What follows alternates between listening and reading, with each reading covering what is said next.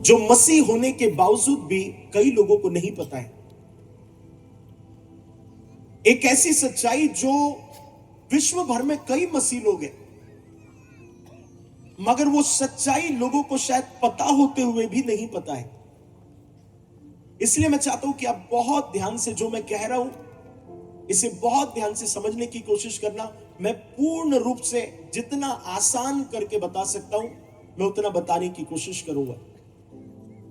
देखिए, जब भी आपसे कोई पूछता है कि आप कौन हैं, और विशेषकर जब आपके नाम को जानते हैं, मान लीजिए आपके नाम में डेविड लगा हुआ है, आपके नाम में कोई ऐसा क्रिश्चियन वर्ड लगा है, तो वो आपसे पूछते हैं आप क्रिश्चियन हैं क्या? और आप भी बड़े ही गर्व के साथ, घमंड के साथ कहते हैं कि मैं क्रिश्चियन हूं, मैं ईसाई हूं, मैं मसीह हूं। मगर आपको बताएं कि दुनिया को बताने के लिए कि आप कौन से धर्म के हैं, आप जब क्रिश्चियन बोलते हैं, ये दुनिया को बताने के लिए ठीक है, मगर आपकी सच्ची पहचान ये नहीं है कि आप क्रिश्चियन धर्म के हैं। ये आपकी सच्ची पहचान नहीं है। अगर ऐसा होता तो परमेश्वर आदम और हवा को जब उसने बनाया था, तो बनाने के समय बोलता कि आज से तुम मसीह धर्म के हो। मगर परमेश्वर ने दुनिया बनाते समय, आदम हवा को बनाते समय, धर्म, जात, रंग भेद कुछ नहीं बनाया। हमारे लिए जब परमेश्वर ने मनुष्य को बनाया तो सिर्फ नर और नारी करके बनाया। उसने मसीह लोगों को नहीं बनाया। जो लोग बहुत फूलते हैं कि मैं क्रिश्चियन हूं, मैं ईसाई हूं, प्रभु ने वो धर्म बनाया ही नहीं। बाइबल कहती है कि नए नियम में अंताकिया में पहली बार प्रभु के चेले मसीह कहलाए। उससे पहले मसीहत का वर्ड यूज नहीं होता था। आप जब कहते कि मैं क्रिश्चियन हूं, ये वर्ड तो इस्तेमाल होता ही नहीं था। ये तो अंताकिया में चेलों को देखकर लोग कहने लगे, ये मसीह के जैसे बात करते हैं, ये मसीह के जैसे काम करते हैं, इसीलिए ये मसीह ही है, ये क्रिश्चियन है।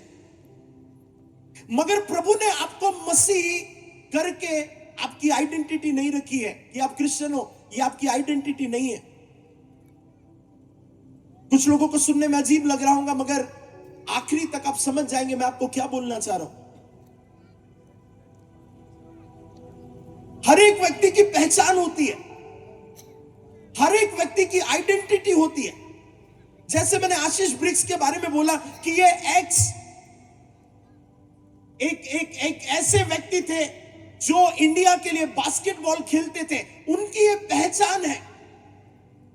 सो हर एक व्यक्ति की एक पहचान है। आपने अभी स्वागत के समय देखा होगा कि किसी का भी स्वागत कर रहे हैं तो उनका सिर्फ नाम नहीं ले रहे थे, उनकी पहचान बता रहे थे कि ये जिला परिषद के ये है, ये सरपंच है, ये उप सरपंच है। सिर्फ नाम नहीं बता रहे थे, मगर नाम के साथ उनकी पहचान बता रहे थे। तो जब प्रभु आपको देखता है, जब स्वर्ग से प्रभु आपको देखता है, तो आपको एक क्रिश्चियन के जैसे नहीं देखता, एक विश्वासी के जैसे नहीं देखता। तो हमारी पहचान क्या है प्रभु में? हर एक व्यक्ति की एक पहचान होती है। कोई बास्केटबॉल प्लेयर है, कोई जिला परिषद में है, कोई सरपंच है, कोई उप सरपंच है, कोई पास्टर है, ये पहचान है।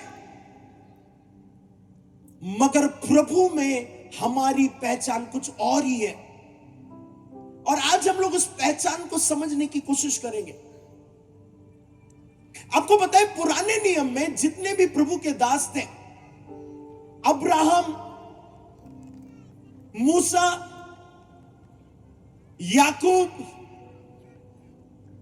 यूसुफ, ये सब लोग परमेश्वर को परमेश्वर कहते थे। मगर जैसे नया नियम आया, यीशु के चेले यीशु से कहते हैं, हमें प्रार्थना करना सिखा। और जैसे यीशु मसीह ने प्रार्थना करना सिखाई, तो प्रार्थना सिखाते हुए कहा, जब कभी तुम प्रार्थना करो तो कहो, हे हमारे पिता। मराठी में क्या है? हे आमच्या स्वर्गातील पित्या, ऐसा कुछ है। मेरी मराठी खराब है, आप गुस्सा करोगे अगर मैं गलत मराठी बोलूंगा। हालेलुया, ऐसी कुछ है पास्टर। हे आमच्या स्वर्गातील पित्या। ओके, ठीक है, गलती हो तो माफी। इसका मतलब है हमारे पिता। सी, ये प्रार्थना कोई साधारण प्रार्थना नहीं थी। ये प्रार्थना वो प्रार्थना नहीं थी जो आपको रटने के लिए बोला है कि हर कभी मीटिंग होगी तो आखिरी में ये प्रार्थना बोलना है, इसीलिए प्रभु ने प्रार्थना सिखाई। नहीं, ये प्रार्थना एक बहुत गंभीर विषय है। और उसका कारण क्या है पता है? यीशु ने अपने चेलों से कहा, जब कभी भी तुम परमेश्वर से प्रार्थना करो तो प्रार्थना करते समय कहो, हे हमारे पिता। और यीशु मसीह ने प्रार्थना क्यों सिखाई पता है? क्योंकि पुराने नियम में कोई भी परमेश्वर को पिता नहीं बोल सकता था। इवन अब्राहम परमेश्वर को पिता नहीं बोल सकता था। यूसुफ परमेश्वर को पिता नहीं बोल सकता था। सो जो पुराना नियम था वो कानून और लॉ से भरा हुआ था। मगर जैसी नया नियम आया, जैसे ही यीशु आया, यीशु ने एक दीवार को तोड़ दिया, एक पर्दे को हटा दिया। और बाइबल कहती है, यीशु ने अपने चेलों से कहा कि जब कभी भी प्रार्थना करो तो कहो, हे मेरे पिता। आपको पता है, कई लोग स्वर्गीय परमेश्वर को सिर्फ परमेश्वर मानते हैं। मगर यदि आप परमेश्वर को परमेश्वर मानकर प्रार्थना करते हो तो अभी भी एक सीमित जीवन जी रहे हो। मगर जिस दिन आप परमेश्वर को पिता करके पुकारते हो, आपकी प्रार्थना करने का तरीका और आपके उत्तर मिलने का तरीका बदल जाता है। मैं आपको एक्सप्लेन कर रहा हूं।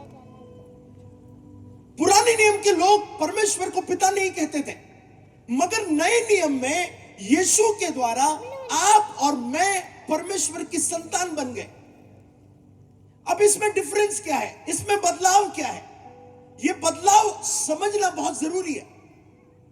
और मैं आपको आज वही सिखाना चाहता हूं कि वो परमेश्वर सिर्फ परमेश्वर नहीं है, वो परमेश्वर आपका पिता है। एक दिन मेरे घर पर एक भिखारी आया और भिखारी आकर भीख मांगने लगा। मैं घर से बाहर निकला, वो कहता है कि थोड़ा सा कुछ दे दो भाई साहब। मैंने अपने जेब में हाथ डाला और जो सबसे छोटा सिक्का था 2 रुपए का, वो निकाला और निकाल करके उस भिखारी को दे दिया। बहुत सालों पहले की बात है। तो 2 रुपए निकाला और 2 रुपए निकाल करके उस भिखारी के हाथ में दे दिया। उसने भी वो भीख ली, पीछे पलटा और जाने लगा। उतने में ही मेरा बेटा आया और मेरा बेटा आकर मुझसे कहता है, पापा पापा मेरी बॉल गुम गई। मैंने बोला, बेटा कहां गुम गई? पापा वो घास के अंदर चले गई, वो झाड़ियों के अंदर चले गई। पापा मैं उधर नहीं जाऊंगा। हाँ तो बेटा क्या हुआ? तू जाना भी मत उधर। पापा मुझे नई बॉल खरीदना है। मैंने उससे पूछा कितने की है बेटा? उसने कहा पापा 50 रुपए की है। मैंने बोला कोई प्रॉब्लम नहीं। मैंने जेब में हाथ डाले, 50 रुपए नहीं थे, 100 रुपए की नोट थी। मैंने 100 रुपए निकाले और निकाल कर मैंने अपने बेटे को दिए। मैंने कहा बेटा एक नहीं 2 बॉल ले ले, अगर वो भी घूम गई तो तेरे पास और 1 बॉल रहेंगी। मेरा बेटा बड़ा खुश हुआ, 100 रुपए लिए और चला गया। भिखारी तो जो था वो वहीं पर ही खड़ा था। वो पीछे पलटा और पीछे पलट कर बोलता, हाँ उसने मांगे 50 रुपए, उसको दे दिए 100 रुपए। मैंने पैसे मांगे तो सिर्फ 2 रुपए। आपको पता है मैंने क्या जवाब दिया? तू भिखारी है इसलिए तुझे भीख दी, वो बेटा है इसीलिए उसे 2 गुना दिया। यही डिफरेंस है। जब आप परमेश्वर को सिर्फ परमेश्वर मांगकर एक गरीब व्यक्ति के जैसे सिर्फ मांगते रहते हैं। आपने कई लोगों की प्रार्थनाएं सुनी है कभी? वो परमेश्वर से ऐसी मांगते रहते, प्रभु ऐसा कर दो, प्रभु प्रभु मेरी प्रार्थना सुनो। उनको जब भी देखो ऐसा लगता है कि कोई बटन है जो दबा दिया, वो रोते रहेंगे, हर समय मांगते रहेंगे। जब देखो मांगना मांगना मांगना मांगना, ऐसा लगता है उनका नाम ही रख दो मांगी लाल। हालेलुया। आपने ऐसे लोग देखे, पास्टर लोगों ने चर्च में देखे होंगे, जैसे ही पास्टर के पास आते बोलते हैं इसके लिए प्रार्थना कर दो, उसके लिए प्रार्थना कर दो, शादी के लिए प्रार्थना कर दो, ये बात के लिए प्रार्थना कर दो, गाड़ी के लिए प्रार्थना कर दो, कार के लिए प्रार्थना कर दो, सारी बातें बोलेंगे। वो क्या करते बताएं? वो सिर्फ मांग रहे मांग रहे मांग रहे मांग रहे। बताए, एक व्यक्ति का परमेश्वर से मांगना अलग है और एक बेटे का परमेश्वर से मांगना अलग है। जब कोई भिखारी होकर प्रभु से मांगे वो अलग है, और जब कोई बेटा होकर प्रभु से मांगे वो पूरा अलग है। और यहीं पर कई मसीह लोग समझदारी नहीं रखते हैं। उन्हें लगता है वे चर्च में इसीलिए आए हैं क्योंकि मांगना है, मगर मैं चर्च में इसीलिए जाता हूं क्योंकि मैं बेटा हूं। कई लोगों को लगता है प्रार्थना इसलिए करना है क्योंकि कुछ मांगना है। मैं प्रार्थना इसलिए करता हूं क्योंकि पप्पा से बात करना है। यहां पर पप्पा को क्या बोलते हैं? अरे पप्पा को क्या बोलते हैं? बाबा, आबा। अरे बहुत अच्छा यार, आबा, आहा, हालेलुया। मैं जब भी प्रभु से प्रार्थना करता हूं, पता है, मैं मेरे पप्पा को जो बोलता हूं वही पुकारता हूं, पप्पा। आप बोलेंगे आबा, हालेलुया, हालेलुया। और आपने कई लोगों की प्रार्थना सुनी होंगी, पता है, जब वो प्रार्थना करते इतने बड़े बड़े शब्द बोलते हैं, इतने बड़े कि आपको भी लगता है यार ये कहां से सुनकर आया। देखिए, वो वर्ड गलत नहीं है। जब आप प्रार्थना कर कर बोलते हैं हे सर्वशक्तिमान प्रभु, अच्छी बात है, गलत नहीं है। फिर आप बोलते हैं हे स्वर्ग में विराजमान प्रभु, ये भी सही है, गलत नहीं है। हे इंसानों को बनाने वाले प्रभु, ये भी सही है। मगर ये प्रार्थना कैसी है पता है? ये तो वैसे ही हो गया कि मेरा बेटा मेरे पास आया और मेरा बेटा आकर मुझसे कहता है, ऐसे सामने खड़ा हो गया और कहता है हे अनमोल जीवन मिनिस्ट्री के पास्टर। मेरा बेटा मेरे सामने आकर खड़े होकर अगर ऐसा बोले तो कैसा लगेगा? ऐसे ऐसे फैल कर बोल रहा है, हे अनमोल जीवन मिनिस्ट्री के सीनियर पास्टर, आपके जो तेरा चर्च है। मैं बोलूंगा क्या हो गया? आप जो मेरे मम्मी के पति हैं, आप जो मेरे बहन के पापा हैं, मैं उसको बोलूंगा इकडे काय झालं रे तुला? ये क्या लगा है तूने? हे अनमोल जीवन मिनिस्ट्री के पास्टर, हे मेरे मम्मी के पति, ये क्या है? सीधे बोलना पप्पा क्या हुआ? पता है कई मसीह लोग ऐसे ही है, जब वो प्रार्थना करते हैं वो बड़े बड़े शब्दों को ढूंढेंगे कि वो शब्द लेकर के प्रार्थना करें। मगर सुनना, नए नियम में ये नहीं सिखाया प्रभु ने। यीशु मसीह कहते हैं जब तुम प्रार्थना करो तो कहो हे हमारे पिता। आपको पता है जैसे आप पप्पा बोलते हैं, जैसे आप अब्बा बोलते हैं, जैसे आप आबा बोलते हैं, कुछ तो होता है। हालेलुया। आप इमेजिन करो मेरा बेटा आकर मेरे को ये सारी चीजें बोल रहा है, अनमोल जीवन मिनिस्ट्री के पास्टर ये सारी चीजें बोल रहा है, मगर ये सब छोड़कर मेरी गोदी में आकर बैठ गया, मेरे गाल पर हाथ लगाए, इधर एक प्यार किया और गले लगाकर बोला पप्पा आइसक्रीम खाना है, चॉकलेट खाना है, आपको पता है तुरंत पप्पा का दिल, अरे मेरा बेटा मुझे गले लगा लिया, कौन सी खाना है बता। इसीलिए तो हमारी प्रार्थनाएं एक भिखारियों वाली प्रार्थना है। क्रिश्चियन लोगों की प्रार्थनाएं एक भिखारियों वाली प्रार्थना हो गई है। ये दे दे, वो दे दे, ऐसा कर दे, वैसा कर दे, मांग रहे मांग रहे मांग रहे, मगर कभी ये नहीं कहा कि प्रभु तू मेरा पिता है, मैं तेरे से गले मिलने के लिए आया हूं, मैं तुझसे लिपटने के लिए आया हूं। पता है जब हमारे बच्चे हमको प्यार से गले लगा देते हैं ना, फिर उन्हें मांगने की जरूरत भी नहीं पड़ती।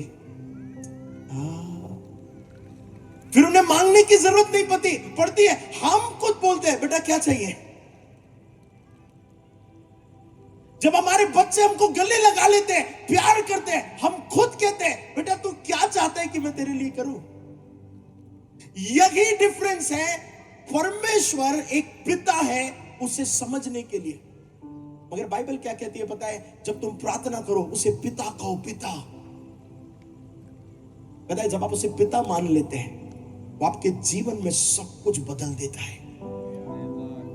जब आप उसे पिता मानकर प्रार्थना करते हैं, फिर आपकी प्रार्थनाएं आपके लिए बोझ नहीं होती।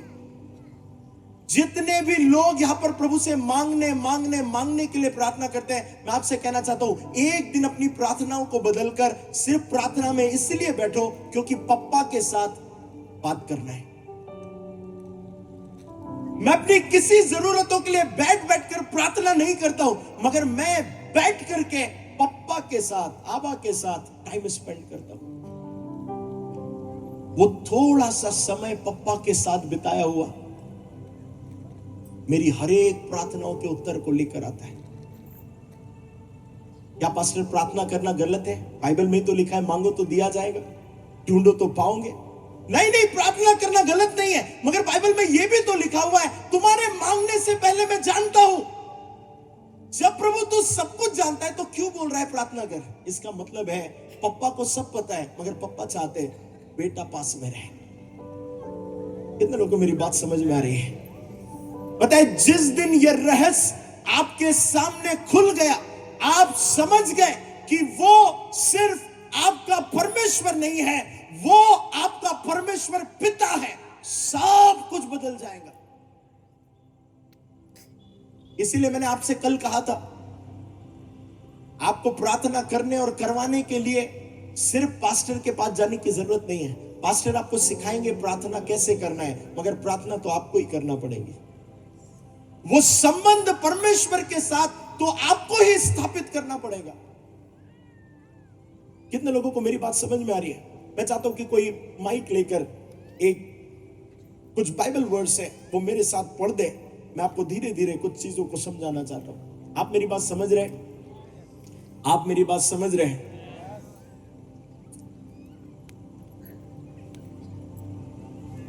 परमेश्वर ने हमें अपना पुत्र कहा, तो आपको लग रहा होगा पुत्र का मतलब है ठीक है, इतने दुनिया में इतने सारे लोग हैं, हम भी एक पुत्र है प्रभु के। मगर आपको एक बात, आपने कभी गौर किया कि नहीं, आपने कभी फोकस किया कि नहीं, मुझे नहीं पता। आपको बताए जैसे इस पृथ्वी पर यीशु मसीह थे, प्रभु आपको और मुझे वैसा ही समझता है। आप अभी भी यहीं पर है? आप सुन रहे हैं मैं जो बोल रहा हूं? मेरी हिंदी आपको समझ में आ रही है? ऐसे हाथ उठाइए अगर समझ में आ रही है तो। हालेलुया। नाउ लिसन, मैं चाहता हूं कि आप कुछ चीजें आपको करके बताऊं, ठीक है?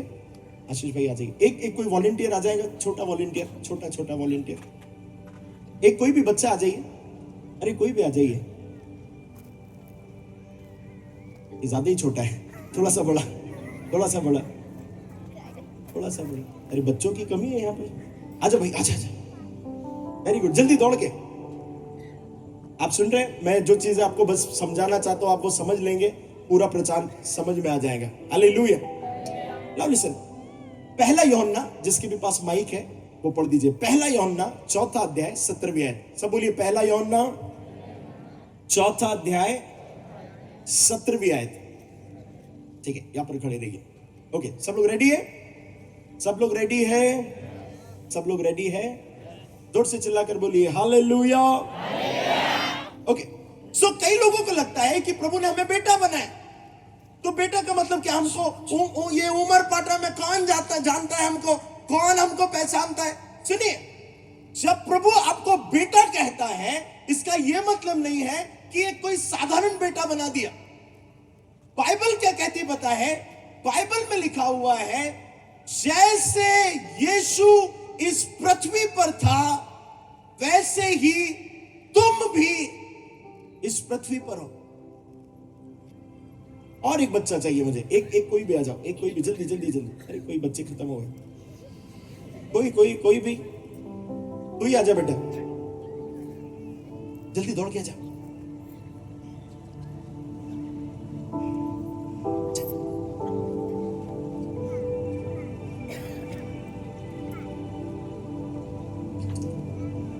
ये परमेश्वर है, ये यीशु मसीह है, और ये कौन है? बच्चा। अरे नाम क्या है बच्चे का? क्विंजस। तुझे नाम क्या है? क्विंजस। क्विंजस। मैं महाराष्ट्रियन हूं, मतलब मेरे मम्मी पापा, और मैं बचपन से एमपी में रहा। तो मेरी नई नई शादी हुई तो मैंने अपनी वाइफ को बोला मैं महाराष्ट्रियन हूं, तो उन्होंने बोला आज तक तो तुम्हें मराठी बोलते सुना नहीं है, थोड़ी सी मुझे भी मराठी सिखाओ। अब मुझे लगा कि मैं उसको मराठी सिखा दूंगा थोड़ी बहुत, मुझे जितनी आती है। तो मैंने उसको बिठाया और मैंने बोला सुनो, एक शब्द सिखाता हूं। तो पूछती क्या? मैंने बोला कि तुझं नाव काय आहे, ये बोलना सीख लो। अगर कोई भी महाराष्ट्रियन रिश्तेदार मिले तो यही बोलना, तुझं नाव काय आहे। तो मैंने उसे बिठाया अपनी वाइफ को, और मैंने उसको 5 बार बोल के बताया, तुझं नाव काय आहे, तुझं नाव काय आहे। मैंने बोला अब रिपीट करो। तो वो कहती है तुझं नाव कावा है। मैंने उसके बाद उसे मराठी सिखाई नहीं। मैं बोला खत्म। इसके बाद मराठी खत्म हो गई है, मेरी भी तुम्हारी भी। उसके बाद नाव कावा है तो फिर खत्म ही हो गया। तो मैंने अपनी वाइफ को मराठी नहीं सिखाई। तुझं नाव काय बड़ा? क्विंजस। क्विंजस। ये कहां से लाते हो ऐसे नाम इतने अच्छे अच्छे? हालेलुया। ओके, ये परमेश्वर है, ये यीशु मसीह है, और सब लोगों को पता है कि परमेश्वर यीशु से बहुत प्यार करता था। इसलिए बाइबल कहती है यूहन्ना 3:16 में कि परमेश्वर ने अपने पुत्र को हमारे लिए दे दिया ताकि जो कोई इस पर विश्वास करे वो नाश ना हो मगर अनंत जीवन पाए। सो इसका मतलब है कि परमेश्वर पिता यीशु मसीह से बहुत प्यार करता था। राइट? कितने लोग बिलीव करते हैं? हालेलुया।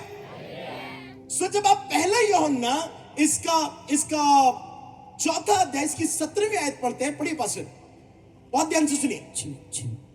इससे प्रेम हाँ हमसे सिद्ध हुआ कि हाँ हमें न्याय के दिन हियाव हो, हमें न्याय के दिन हियाव हो, क्योंकि जैसा वह है, क्योंकि जैसा वह है वैसा ही संसार में हम भी है। वैसे ही संसार में हम भी हैं। सो बाइबल क्या बोल रही है कि जैसे यीशु मसीह इस संसार में है वैसे ही हम भी इस पृथ्वी पर हैं। इसका मतलब यह है कि परमेश्वर ने जितना प्रेम यीशु से किया वो सेम प्रेम इस बेटे से भी किया। ये बेटे का मतलब आप और मैं है। बाइबल कहती है कि जैसा यीशु इस पृथ्वी पर है वैसे सेम आप और मैं और ये बेटा हम सब इस पृथ्वी पर है। आपको खुशी नहीं हुई, मगर मैंने जब पढ़ा तो मुझे बड़ी खुशी हुई कि यीशु ने सिर्फ बेटा नहीं बोला, यीशु ने सिर्फ संतान नहीं बोला, ये नहीं बोला कि तुम एक संतान हो, मगर बाइबल कहती है जैसे यीशु इस पृथ्वी पर है वैसे तुम भी हो। इसका मतलब यह है परमेश्वर यीशु और आप में कोई भिन्नता नहीं समझता। कुछ लोग ऐसे सोच रहे नहीं, एक ही काम है जो यीशु कर सकता था और हम कभी नहीं कर सकते, वो है यीशु मसीह ने अपने प्राणों को सूली पर दे दिया, मारे गए, गाड़े गए, तीसरे दिन जिंदा हुए। वो आप और मैं कभी नहीं कर सकते। हम यीशु नहीं है मगर हम यीशु के जैसे इस पृथ्वी पर है, बाइबल कहती है। मैं नहीं कह रहा, ये मैंने इंदौर से लिखकर नहीं लाया, मगर बाइबल कहती है जैसे यीशु इस पृथ्वी पर है वैसे ही आप और मैं इस पृथ्वी पर है। बाइबल में लिखा है। पास्टर अपन सही पढ़ रहे, राइट? यहां तक सब सही है? तो प्रभु सिर्फ ये नहीं बोल रहा है कि मैंने सिर्फ यीशु से प्यार किया। बाइबल कहती है क्योंकि यीशु ने अपने प्राणों को दे दिया हमारे लिए, अब हम सब यीशु के जैसे हैं। आपको पता है जब लोग, अगर आप क्रिश्चियन बनकर अगर आप क्रिश्चियन बनकर शैतान के पास जाते हो डरता नहीं है। मुझे ऐसे कहने दीजिए, आप सब सुन रहे हैं? आपको पता है यीशु मसीह को सूली पर क्यों चढ़ाया था? इसीलिए नहीं क्योंकि वो चिन्ह चमत्कार करता था, नहीं। यीशु को इसीलिए सूली पर नहीं चढ़ाया क्योंकि वो चिन्ह चमत्कार करता था। चिन्ह चमत्कार से लोगों को क्या प्रॉब्लम थी? लोगों को 1% प्रॉब्लम नहीं थी चिन्ह चमत्कार से। क्यों? क्योंकि यदि यीशु चिन्ह चमत्कार करेगा लोग ठीक होंगे, कोई बात नहीं। वहां पर शिमोन करके एक व्यक्ति था जो गलत चीजें करता था, उससे लोगों को क्या प्रॉब्लम थी? यीशु से यह प्रॉब्लम नहीं थी कि वो चिन्ह चमत्कार करता था। यीशु से सबसे बड़ी प्रॉब्लम क्या थी पता है? आपको पता है यीशु से सबसे बड़ी प्रॉब्लम क्या थी? वहां के महायाजकों को, शास्त्री और फरीसियों को क्या प्रॉब्लम थी पता है?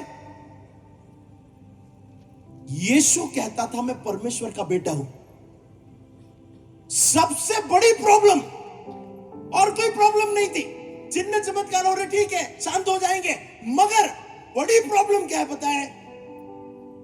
पिलातुस भी पूछता है क्या तूने ऐसा कहा कि तू परमेश्वर का बेटा है? यीशु बोलता है तू खुद ही कह रहा है। उनको इस बात से प्रॉब्लम नहीं थी कि यीशु चिन्ह चमत्कार करता है, उन्हें यह बात से प्रॉब्लम थी यीशु बोल रहा है मैं परमेश्वर का बेटा हूं। पता है शैतान को भी आपसे यही प्रॉब्लम है। आप जब तक बोलेंगे ना मैं क्रिश्चियन हूं, उसको कोई प्रॉब्लम नहीं है। आप जब तक बोलेंगे मैं पेंटिकॉस्टल हूं, कोई प्रॉब्लम नहीं। मैं मेथोडिस्ट हूं, कोई प्रॉब्लम नहीं। मैं सीएनआई हूं, कोई प्रॉब्लम नहीं। मैं ये डिनोमिनेशन का हूं, कोई प्रॉब्लम नहीं। मैं सियोन वाला हूं, मैं बगैर सियोन वाला हूं, जो भी हूं, कोई प्रॉब्लम नहीं। उसको सिर्फ एक बात से प्रॉब्लम है, ये व्यक्ति को पता नहीं चलना चाहिए ये परमेश्वर की संतान है। उसको ये बात से प्रॉब्लम नहीं है कि आपके नाम के आगे डेविड लगा हुआ है, आपके नाम के आगे माइकल लगा हुआ है, उसको कोई फर्क नहीं पड़ता है। उसको सिर्फ एक बात से फर्क पड़ता है, जिस दिन इस व्यक्ति को, मुझे, आपको, यहां पर बैठे हुए हर एक व्यक्ति को यह पता चल जाए आप एक क्रिश्चियन नहीं, आप परमेश्वर की संतान है। और जिस दिन आपको यह पता चल गया, शैतान आपसे डरने लगेगा और आपके विरोध में भी आएगा। मगर याद रखिएगा, उस यीशु ने क्रूस पर शैतान को हरा दिया है। यदि यीशु ने उसे हरा दिया है, ऑटोमेटिकली वो आपके सामने भी हरा हुआ है। कितने लोग मेरी बात को समझ रहे हैं? मगर पता है ये प्रभु के बच्चों की प्रॉब्लम क्या है? वो बोलते मैं सीएनआई का हूं, मैं मेथोडिस्ट का हूं, मैं पेंटिकॉस्टल हूं, मैं ये डिनोमिनेशन हूं, मैं वो डिनोमिनेशन हूं, मैं आरसी हूं। नहीं नहीं नहीं, तू ये सब कुछ नहीं है। तू परमेश्वर की संतान है और यही तेरी सच्चाई है। और जिस दिन ये सच्चाई तुझे पता चल गई कि तू परमेश्वर की संतान है, फिर शैतान तेरे से डरता है। कितने लोगों को मेरी बात समझ में आ रही है? हालेलुया। आपको बताए एक और रहस्य की बात, आप सुन रहे हैं? अरे आप सुनना चाहते हैं? आगे बोलूं? मेरा टाइम खत्म हो गया, मैं तो कार में बैठकर घर चला जाऊंगा। मेरी पत्नी और बच्चे इंतजार कर रहे हैं, चर्च वाले इंतजार कर रहे, जा रहा हूं मैं। मगर ये रहस्य आपके पास से छुप जाएगा। बताऊं? इतने धीरे में तो मैं एक पॉइंट भी नहीं बोलता हूं। अगर आप जोर से चिल्लाते तो मैं सोच लेता थोड़ा सा। अगर कोई जोर से चिल्ला कर कहेगा पास्टर बता दो, तो मैं फिर बताता हूं। अभी आप लोगों के लिए बता रहा हूं, नहीं तो मैं इनको बताता नहीं, ठीक है? हालेलुया। कितने लोग जोर से चिल्लाकर कहेंगे पास्टर हमें जानना है, पास्टर हमें जानना है। ये सही में भी जान लो, क्योंकि शैतान आपके क्रिश्चियन नाम से डरता नहीं है, वो एक ही बात से डरता है, इसको पता नहीं चलना चाहिए परमेश्वर का बेटा है। हालेलुया। अब आपको मैं 4-5 बाइबल वर्स बता रहा हूं, ये आपके दिमाग के ढक्कन को खोल देंगे। सुन रहे आप? सुन रहे? मैं पढ़ने के लिए बोलूं पास्टर को? मैं 4 बाइबल वर्स बोल रहा हूं पास्टर, आपको तुरंत पढ़ना है फुर्ती से। हमारा टाइम खत्म हो गया, आज मैं ज्यादा टाइम भी लूंगा तो आप क्या करेंगे, मैं अभी गाड़ी में बैठ के चला जाऊंगा, अगले बार नहीं होऊंगा। नहीं, ज्यादा टाइम नहीं लूंगा, मजाक कर रहा हूं। Ready pastor? ठीक है। पहला बाइबल वर्स यूहन्ना 17:22। सब लोग बाइबल मत खोलो, सिर्फ सुनो। यूहन्ना 17:22। हाँ जी। यह महिमा जो तूने मुझे दी है, हाँ मैंने उन्हें दी है, हाँ कि वे वैसी ही एक हो हाँ जैसे कि हम एक है। हाँ। अब लिसन, सब लोग सुन रहे? अरे हाँ या ना? अरे जोरात बोला यार, अजून जोरात। Very good. मराठी बोलता तो तुरंत आवाज निकल तुम्हारा, ठीक है? हालेलुया। सो बाइबल क्या बोल रही है पता है? यीशु कह रहा है, पिता परमेश्वर, जो महिमा तूने मुझे दी है वही महिमा मैंने इनको दे दी। आप सुन रहे हैं? फिर से कह रहा हूं, पास्टर फिर से पढ़िए। वह महिमा जो, हाँ, ये यीशु मसीह कह रहे हैं, वह महिमा तूने मुझे दी है, जो तूने मुझे दी है, मैंने उन्हें दी है, मैंने उन्हें दे दी है, कि वे वैसे ही एक हो, कि वे वैसे ही एक हो जाए जैसे कि हम एक है। जैसे कि हम एक है। हालेलुया। नहीं, आप नहीं समझ रहे। आपको पता है, इधर आ जाओ, वापस आ जाओ। Very good. पता है यीशु क्या बोल रहा है?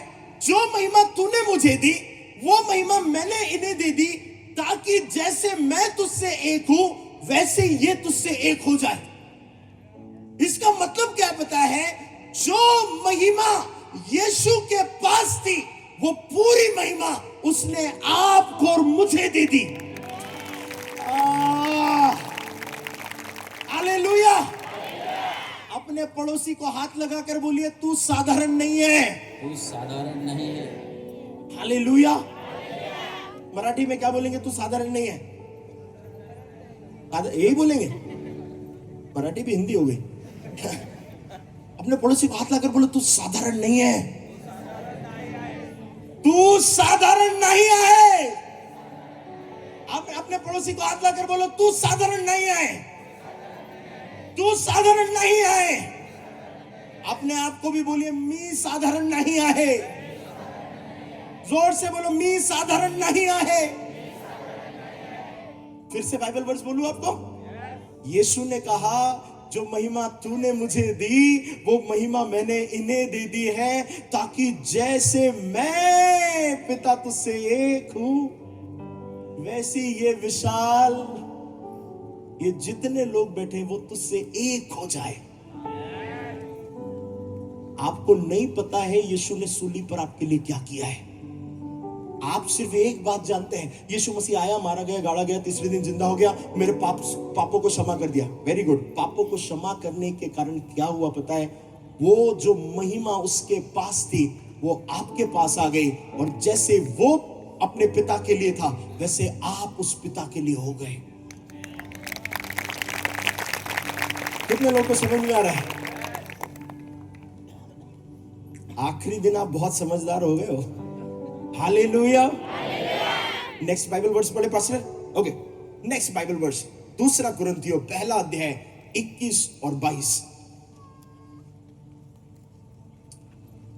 दूसरा कुरिन्थियों पहला अध्याय 21 और 22, जल्दी। और जो हमें तुम्हारे साथ मसीह में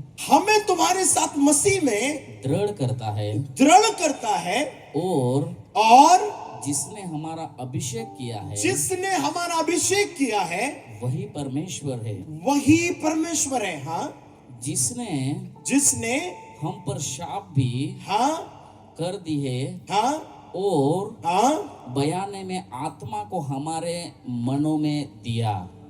बयाने में आत्मा को हमारे मन में दिया।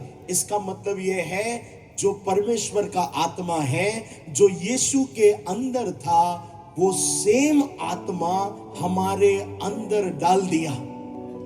इसका मतलब क्या है पता है?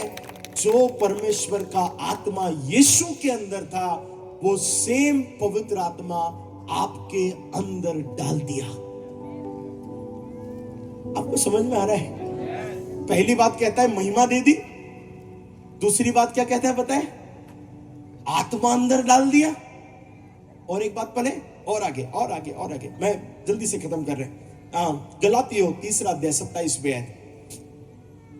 गलातियों 3 अध्याय 27 आयत। और तुम में से जितनों ने मसीह में बपतिस्मा लिया है। कितने लोगों ने प्रभु में बपतिस्मा लिया है? सबने लिया है, ठीक है, सब लोग क्रिश्चियन लोग यहाँ पर। हाँ, उन्होंने मसीह को पहन लिया है। उन्होंने मसीह को पहन लिया है। नाउ लिसन, जिन्होंने बपतिस्मा लिया है, ये कौन है? अरे ये कौन है? यीशु मसीह। तो बाइबल कहती है जिन्होंने बपतिस्मा लिया, उन्होंने यीशु को ऐसे ऐसे इकड़े बड़ा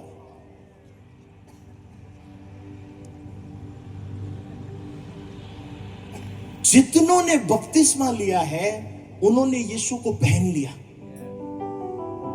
नाउ लिसन, अब सुनो,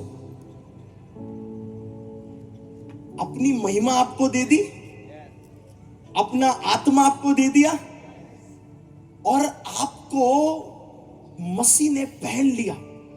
इसका मतलब क्या है पता है? आपके ऊपर महिमा भी है, आपके अंदर आत्मा भी है, और आप प्रभु के द्वारा पहन लिए गए।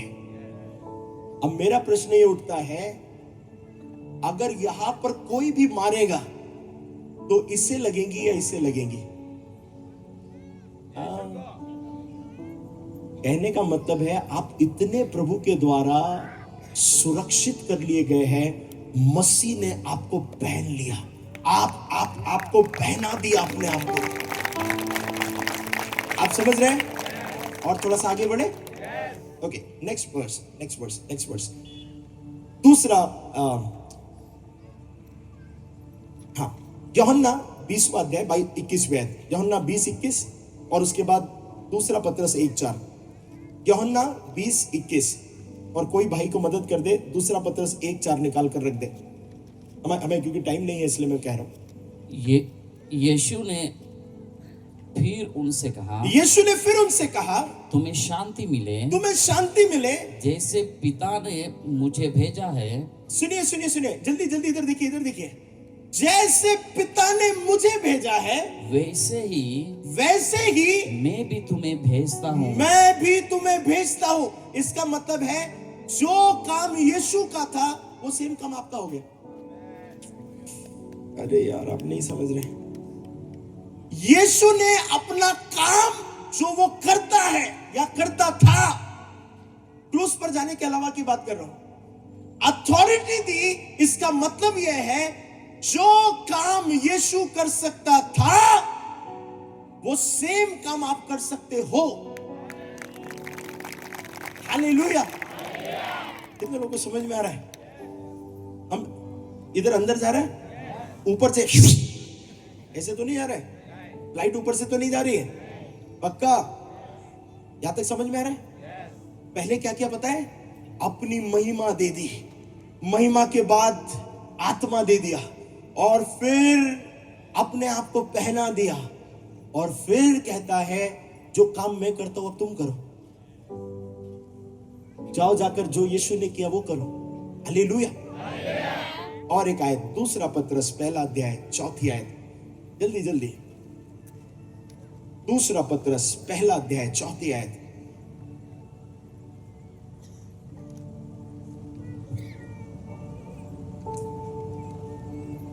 दूसरा पत्रस पहला अध्याय 4 आयत।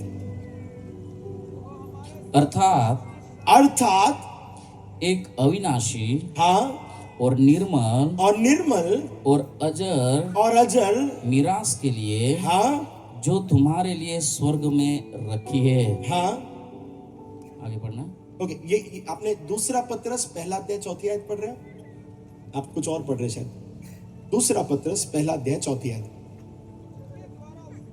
जिसके द्वारा उसने हमें बहुमूल्य और बहुत ही बड़ी प्रतिज्ञाएं दी है, ताकि इनके द्वारा तुम उस सड़ाहट से छूटकर, हाँ, जो संसार में बुरी अभिलाषाओं से होती है, हाँ, ईश्वरीय स्वभाव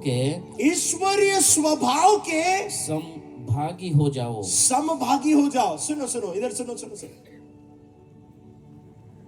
कुछ लोग बोलते हैं ना मेरा स्वभाव गुस्से वाला है, कुछ लोग बोलते हैं मेरा स्वभाव बहुत नम्र है, कुछ लोग बोलते हैं मेरा स्वभाव चुगली करने वाला है। सुनो, आपको कोई और स्वभाव नहीं मिला। बाइबल कहती है जो स्वभाव परमेश्वर का था वो स्वभाव यीशु के अंदर था, और जैसे आप परमेश्वर की संतान बनते हैं वो सेम स्वभाव आपके अंदर आ जाता है।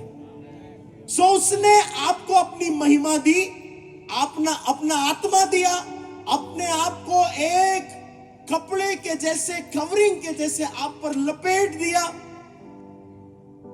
अपनी सुरक्षा दी, और इतना ही नहीं, जो स्वभाव उसका था वो स्वभाव आपके अंदर डाल दिया।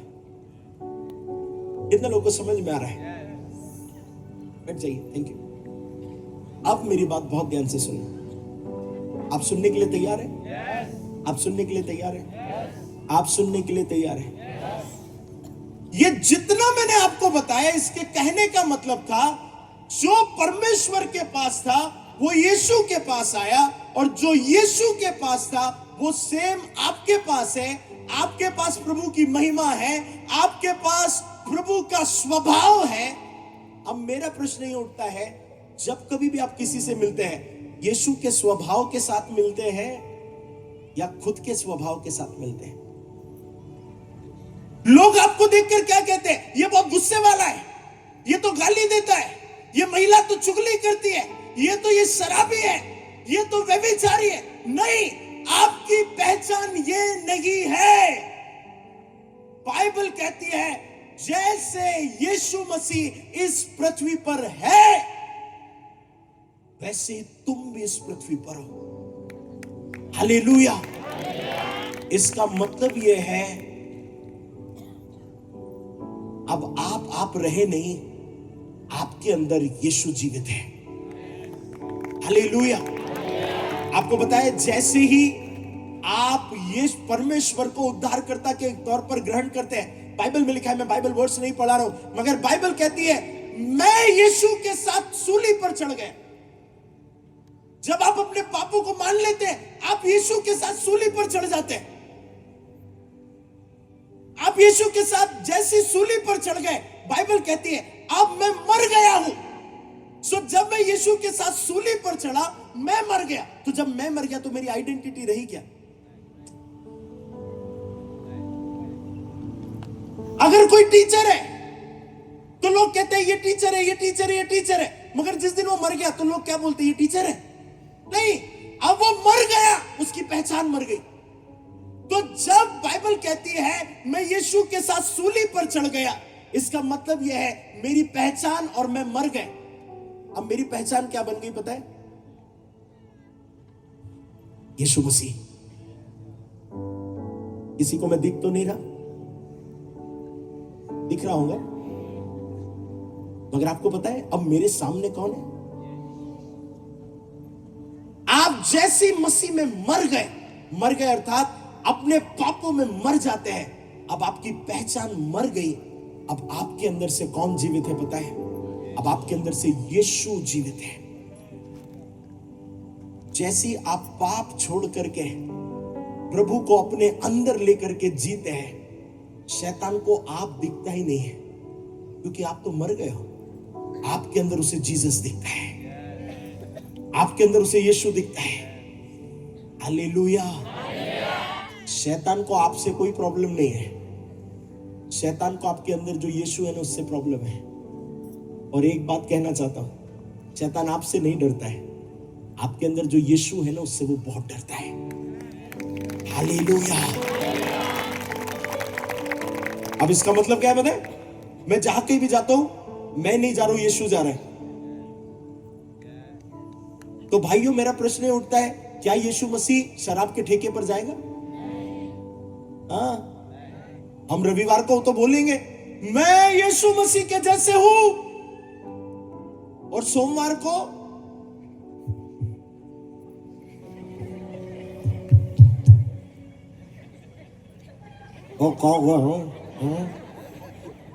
लोग बोल रहे तू कोण आहे? यीशु का। ए काय झालं तुला? काय नाही राव, यीशु का। ए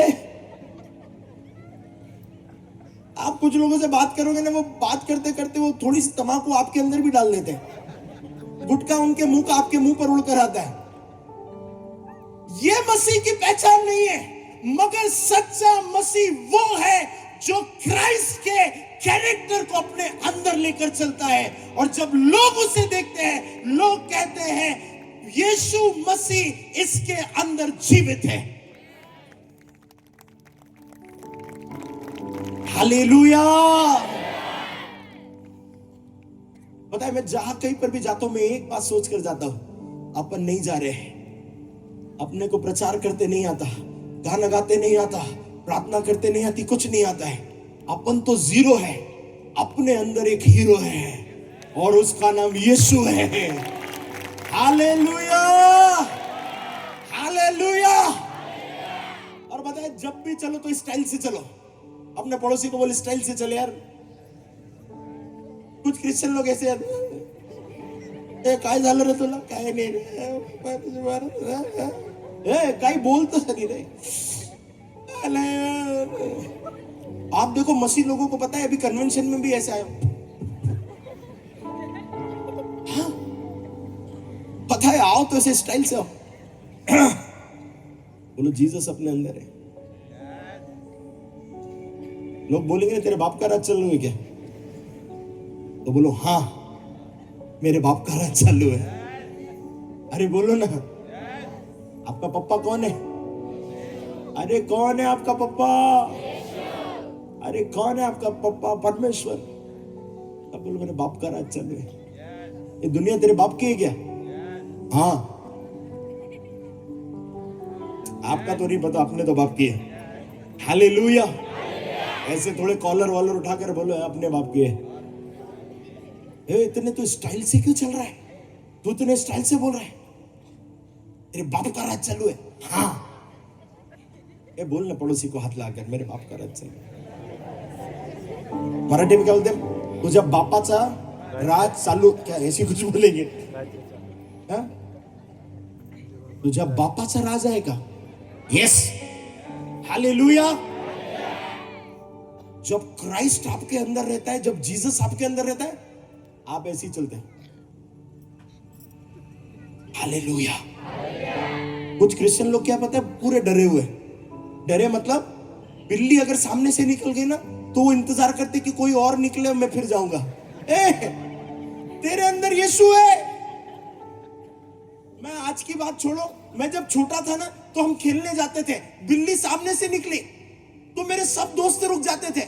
मैं बोलता था तुम रुको, मैं भागकर देखना चाहता हूं ये बिल्ली अगर रास्ता काट रही है और अगर मैं चला गया तो ये बिल्ली छोटी सी मेरा क्या कर सकती है?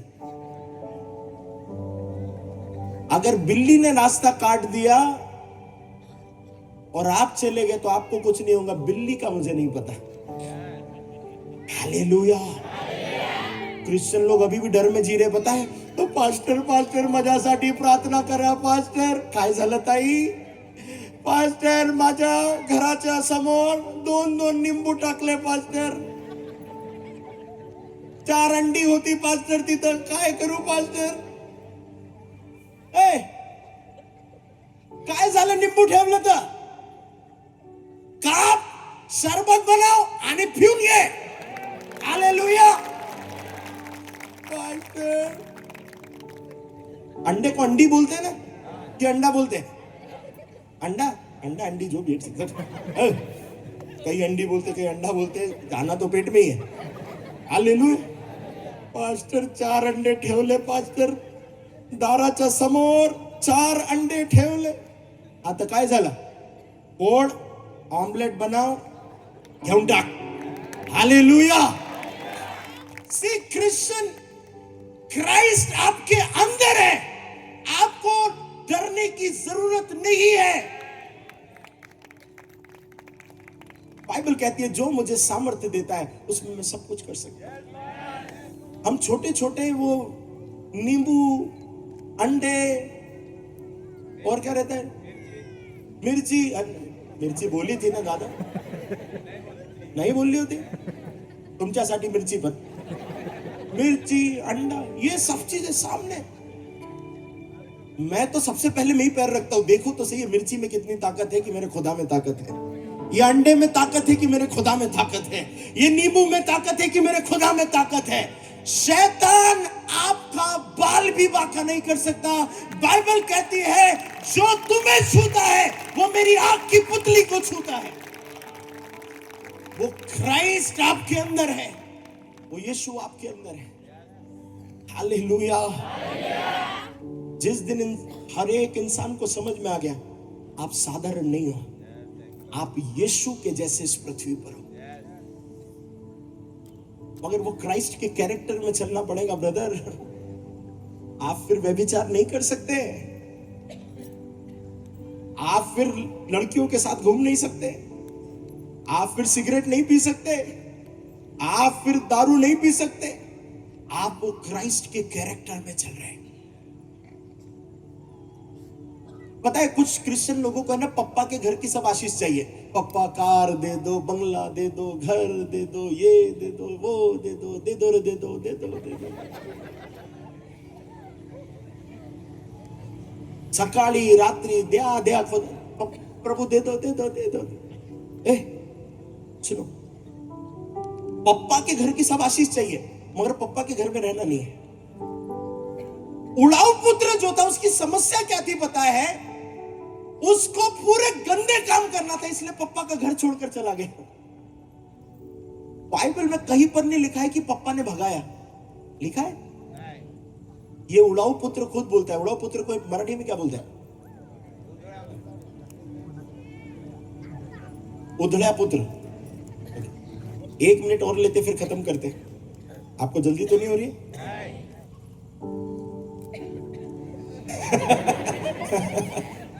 एक मिनट और. ओके, बंद कर. अब आप निपटते रहना, हम तो इंदौर चले जाएंगे. हालेलुया. नहीं, खत्म कर रहे. उड़ाऊ पुत्र की बात बताकर खत्म कर देंगे. जो उड़ाऊ पुत्र था ना, उसको पप्पा ने नहीं भगाया था, वो खुद गया था. जब आप पाप करते हो पप्पा आपको तभी भी दूर नहीं करता, आप खुद पप्पा से दूर होते हो. हालेलुया.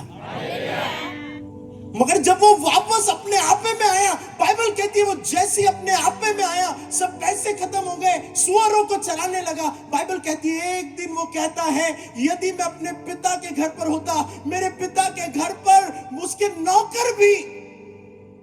नौकर भी मुझसे अच्छा भोजन करते हैं. मैं पप्पा के पास वापस जाऊंगा. और दौड़ करके अपने पप्पा के घर गया. बाइबल कहती है पप्पा दरवाजे पर खड़ा इंतजार कर रहा था. और बाइबल कहती है पप्पा गया और जाकर जोर से गले लगा लिया. आपको पता है वो किसको चरा कर आ रहा था? सुअर को. इसका मतलब कपड़ों पर पूरा कीचड़ लगा हुआ था, तभी भी पप्पा ने गले लगा लिया. आप जितने भी गंदे हो, जितने भी पाप में हो, जितने भी नशे में हो, गुटखा खाते हो, शराब पीते हो, पप्पा गले लगाने के लिए आज भी तैयार है. हालेलुया. ये सुनकर सबको अच्छा लगा? हालेलुया. सिगरेट पीने वाला भी खुश हो गया. प्रभु के शुभ समाचार की यही ताकत है. आप कितने भी गंदे हो वो गले लगाने के लिए तैयार है. मगर बाइबल फिर क्या कहती है बताए? अब इसे नहलाओ, धुलाओ, पिता के घर की अंगूठी पहनाओ, पिता के घर के वस्त्र पहनाओ, पिता के घर के जूते पहनाओ और बड़ा भोज किया जाएगा। इसका मतलब यह है, पप्पा के पास आते समय गंदे कीचड़ में आ सकते हो, मगर यदि पप्पा के घर में रहना है तो पप्पा के तरीके से रहना पड़ेगा। शुभ समाचार ये नहीं है कि मैं आपको बताऊं कि आप पापी हो। शुभ समाचार ये है कि मैं आपको बताऊं कि आप पापी होने के बावजूद भी परमेश्वर आपको स्वीकार करने के लिए तैयार है और अपना बेटा बनाकर रखना चाहता है। यही शुभ समाचार है। मैं आपको यह बताने के लिए नहीं आया हूं कि आप पापी हो, मैं आपको यह बताने के लिए आया हूं आप परमेश्वर की संतान हो, और यही शुभ समाचार है। अब आप गुलाम नहीं हो, अब आप बेटे हो। आज से जब भी प्रार्थना करो, बेटा बन के प्रार्थना करो। अगर गलती कर लो तो पप्पा के पास आकर बोलो, सॉरी अब नहीं करूंगा, तू मेरा पिता है। अगर ये रिश्ता आप समझ गए, ये पिता और बेटे का रिश्ता, ये पिता और बेटी का रिश्ता, आपकी पूरी जिंदगी बदल जाएगी और आप फिर कभी पाप में नहीं रहेंगे। आइए अपने स्थानों पर खड़े हो जाएं।